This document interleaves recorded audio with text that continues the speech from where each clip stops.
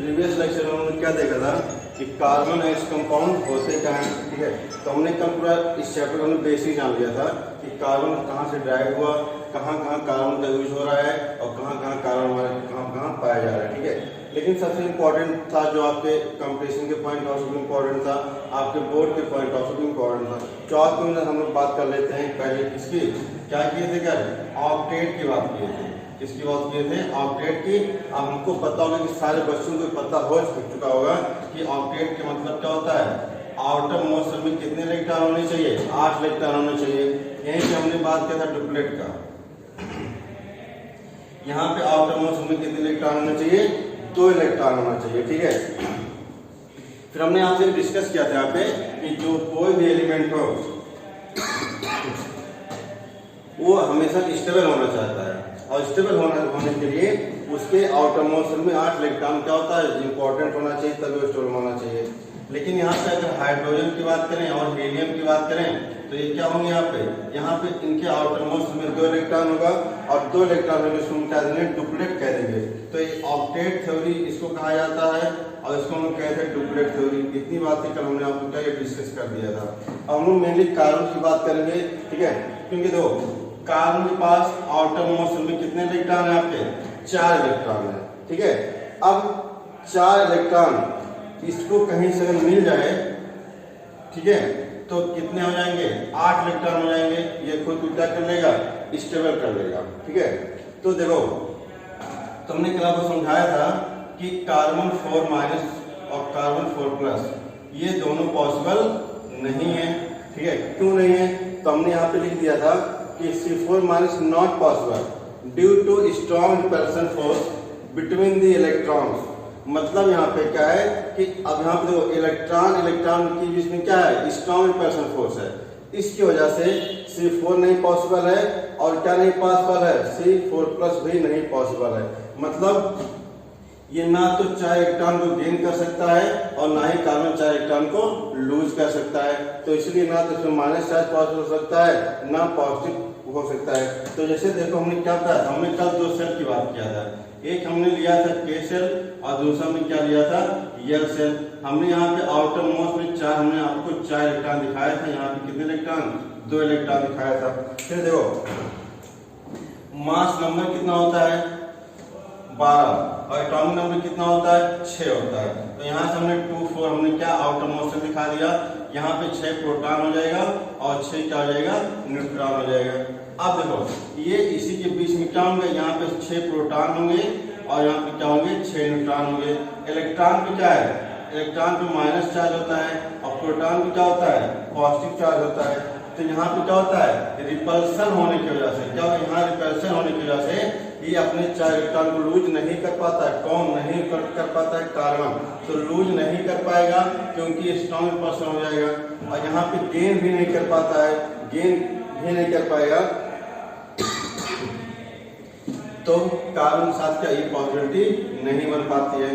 अब करेगा क्या, उसको तो अपने ऑक्टेट को कंप्लीट करता है। तो कार्बन क्या करता है, शेयरिंग करता है। कार्बन क्या कर लेता है, यहाँ पे शेयरिंग करेगा।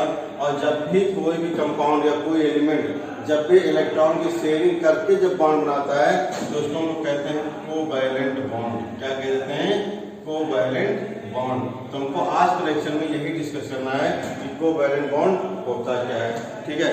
ये बस देख लो इतना।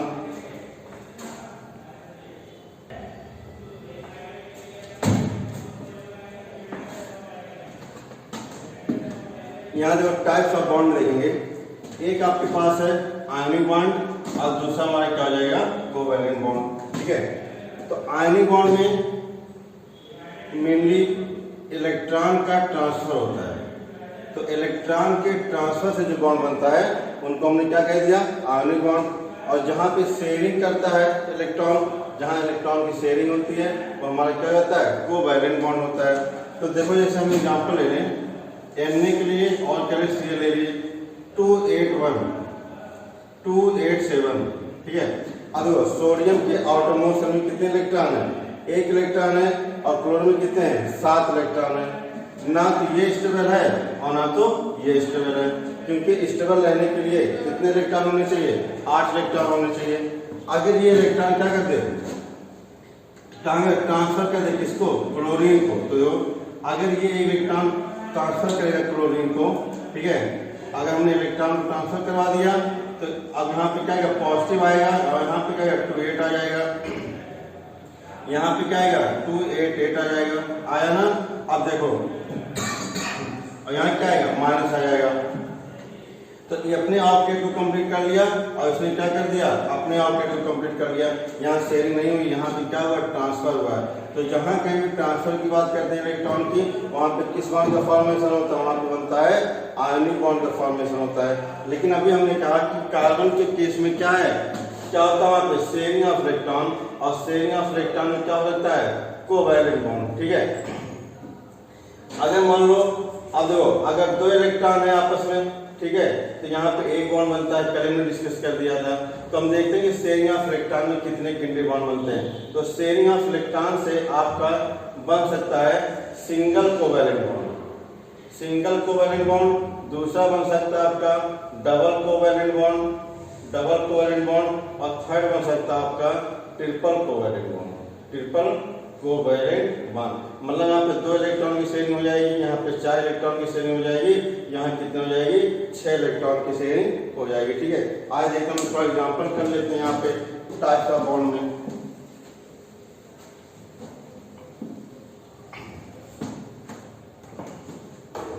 आज हम एग्जांपल ले लें किसके, हाइड्रोजन मॉलिक्यूल। ये हमारे पास क्या हो जाएगा, हाइड्रोजन मॉलिक्यूल। देखो हमने लिया हाइड्रोजन मॉलिक्यूल। अब सबको पता है कि हाइड्रोजन के पास कितना इलेक्ट्रॉन, 1 इलेक्ट्रॉन। इसके पास क्या है, 1 इलेक्ट्रॉन, ठीक है। हम देखो या तो डॉट से रिप्रेजेंट कर दो या तो क्रॉस दिखा दो, क्योंकि इसको हम लोग कहते हैं Lewis dot structure, Lewis dot structure हो जाएगा। देखो यहाँ पे हाइड्रोजन के पास 1 इलेक्ट्रॉन और इस हाइड्रोजन के पास 1 इलेक्ट्रॉन। तो हमने कहा था कि हमारे पास 2 थ्योरी है, एक हमारे पास है ऑक्टेट थ्योरी और दूसरा हमारे पास क्या है, डुप्लेट थ्योरी। लेकिन हमने कहा था कि हाइड्रोजन केस में और हीलियम केस में हम डुप्लेट थ्योरी का ही यूज करते हैं, ठीक है। बाकी इसके अलावा जितने भी एलिमेंट हैं सबके सब क्या फॉलो करते हैं, ऑक्टेट रूल को फॉलो करते हैं। तो यहाँ पे देखो अगर इसको 1 इलेक्ट्रॉन मिल जाए तो क्या कर लेगा, ये क्या बन जाएगा, ये डुप्लेट थ्योरी को फॉलो करेगा और खुद क्या कर लेगा, स्टेबल कर लेगा, ठीक है। तो यहाँ पे देखो ये इसने क्या कर लिया, शेयर कर लिया, और इस हाइड्रोजन ने क्या कर लिया, शेयर कर लिया, शेयरिंग हो गई। तो 2 इलेक्ट्रॉन इसके पास और 2 इलेक्ट्रॉन इसके पास। यहाँ फीलिंग क्या हुआ कि हमने क्या किया, यहाँ फीलिंग आनी चाहिए किसकी, शेयर के। क्या यहाँ पे इलेक्ट्रॉन का ट्रांसफर हुआ, नहीं, यहाँ पे क्या हो गया, शेयर हो गया। और शेयर करके ये क्या बनाएंगे, हाइड्रोजन हाइड्रोजन बॉन्ड बना देंगे। तो यहाँ पे क्या हो जाएगा, सिंगल कोवैलेंट बॉन्ड हमारा हो जाएगा, ठीक है। और सिंगल कोवैलेंट बॉन्ड के अंदर क्या हुआ है, शेयरिंग हुई है, किसकी शेयरिंग हुई है, इलेक्ट्रॉन की शेयरिंग हुई है। तो यहाँ पे क्या बन जाएगा आपका, हाइड्रोजन मॉलिक्यूल बन जाएगा, ठीक है। तो इस तरह से आपको ये याद होना चाहिए कि जब भी कोवैलेंट बॉन्ड का फॉर्मेशन होगा या कहीं भी अगर इलेक्ट्रॉन की शेयरिंग हो रही है तो वहाँ पे क्या बनेगा, कोवैलेंट बॉन्ड आपका बनता है, ठीक है। दूसरा एग्जांपल देख लो,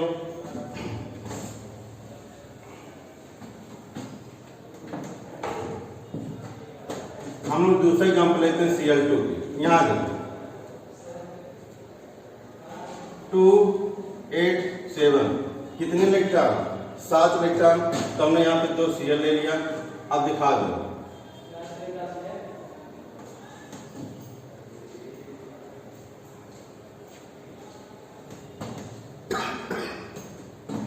हमने आपसे कहा या तो आप डॉट से दिखा सकते हो या तो हम क्या कर सकते हैं, क्रॉस से दिखा सकते हैं।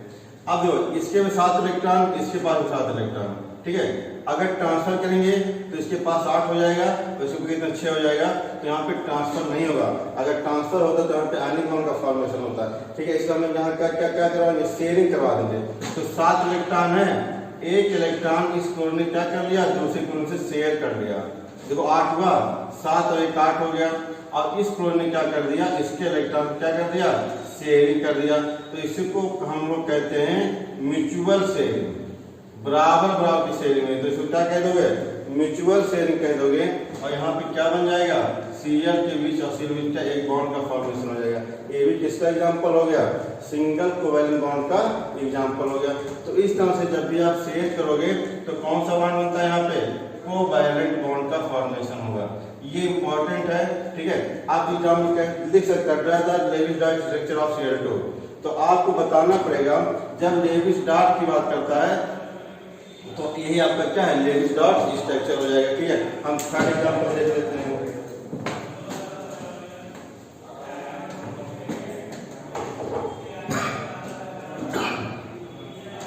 थर्ड एग्जांपल आपका O2 ले लेते हैं। क्या लेंगे हम लोग, ऑक्सीजन ले लेंगे।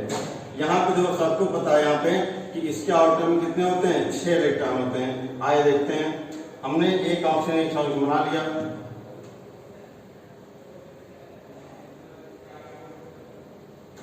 छः, ठीक है।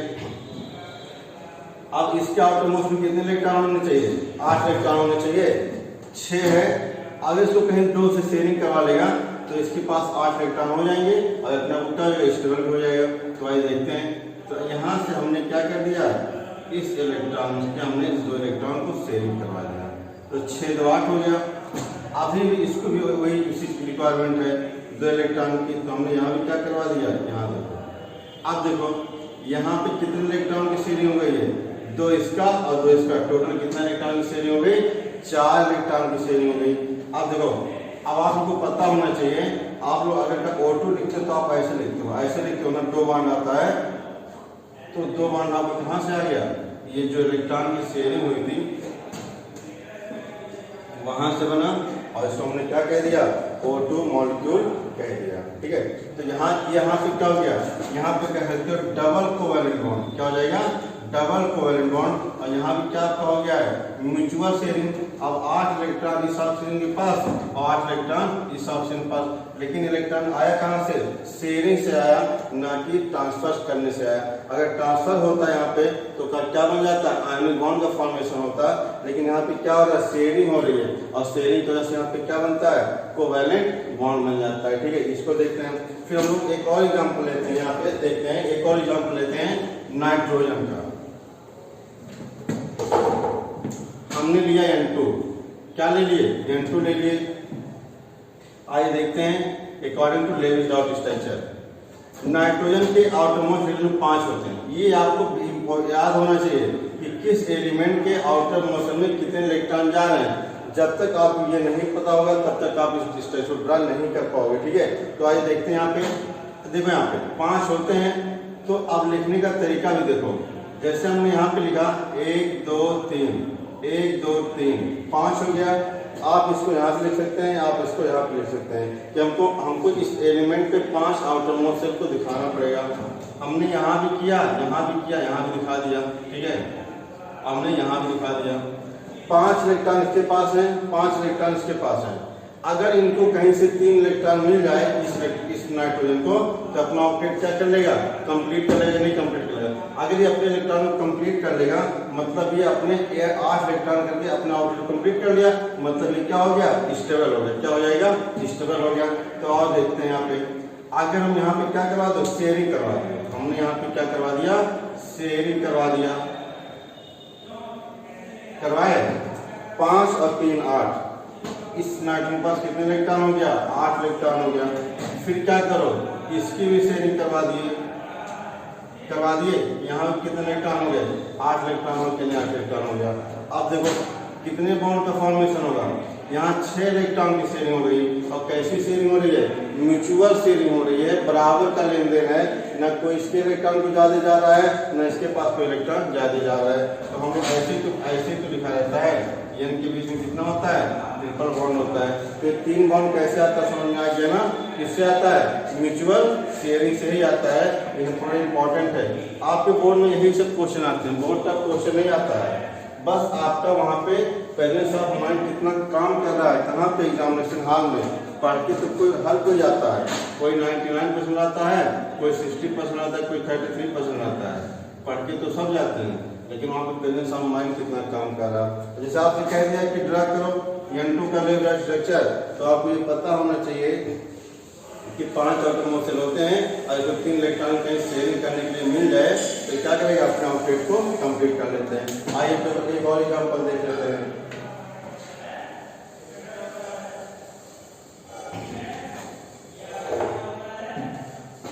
CH4 इसको हम लोग क्या कहते हैं, मीथेन नाम देते हैं, मीथेन, या इसी को और कहते हैं मास गैस,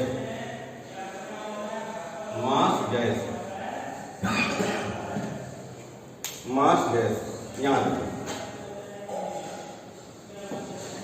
कार्बन क्या शो करता है, टेट्रावैलेंसी,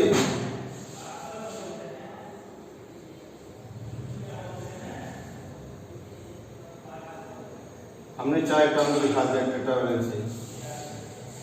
हाइड्रोजन बना लो, 4 हाइड्रोजन, हमने 4 हाइड्रोजन ड्रा कर लिया, एक इलेक्ट्रॉन इसके पास, एक इलेक्ट्रॉन इस हाइड्रोजन के पास, एक इलेक्ट्रॉन इस हाइड्रोजन के पास और एक इलेक्ट्रॉन इस हाइड्रोजन के पास। यहां देखो कार्बन को अपना ऑक्टेट कंप्लीट करने के लिए कितने इलेक्ट्रॉन चाहिए, 4 इलेक्ट्रॉन चाहिए, ठीक है। तो एक इलेक्ट्रॉन इस हाइड्रोजन से ले सकता है, पॉसिबिलिटी यहाँ पे ही बन रही है स्ट्रक्चर, एक इलेक्ट्रॉन यहाँ से ले सकता है, एक इलेक्ट्रॉन यहाँ से, एक इलेक्ट्रॉन यहाँ से। अगर ये 4 हाइड्रोजन अपने इलेक्ट्रॉन की शेयरिंग कर लें कार्बन के साथ तो ऑक्टेट क्या हो जाएगा, कंप्लीट हो जाएगा, नहीं कंप्लीट हो जाएगा। यहीं पे दूसरा केस देख लो, हाइड्रोजन के लिए कौन सा रूल लगता है, डुप्लेट रूल, और डुप्लेट रूल के लिए कितने इलेक्ट्रॉन चाहिए, 2 इलेक्ट्रॉन। तो अगर इस कार्बन की शेयरिंग कहाँ से हो जाए, इस हाइड्रोजन की शेयरिंग कहाँ से हो जाए, इस कार्बन के इलेक्ट्रॉन से, तो इसका डुप्लेट कंप्लीट हो जाएगा और इस कार्बन शेयरिंग कर लेगा तो क्या हो सकता है, इसका ऑक्टेट क्या हो सकता है, पूरा हो सकता है, ठीक है। देखो यहाँ पे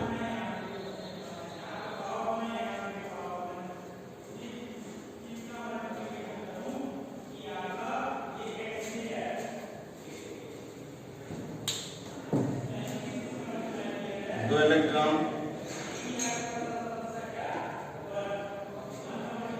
डुप्लेट रूट हो गया, यहाँ डुप्लेट रूट क्या हो गया, कंप्लीट हो गया।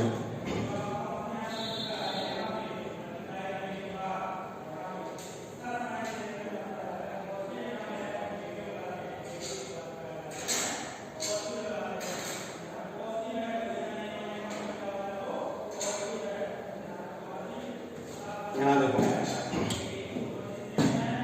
4 इलेक्ट्रॉन कार्बन के और 4 इलेक्ट्रॉन हाइड्रोजन के शेयरिंग कर दिया तो कार्बन का क्या हो गया, 8 इलेक्ट्रॉन हो गया और हाइड्रोजन कितना हो गया, 2 इलेक्ट्रॉन हो गया।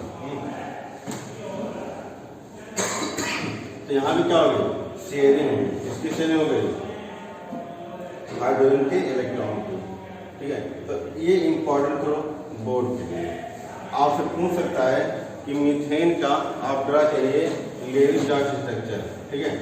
हम होमवर्क में आपको देखते हैं, एक करके ट्राई मारिएगा, C2H4 क्या है, C2H4 CH3 इसका नाम क्या है, मीथेन, ठीक है। ये आपके लिए होमवर्क होगा।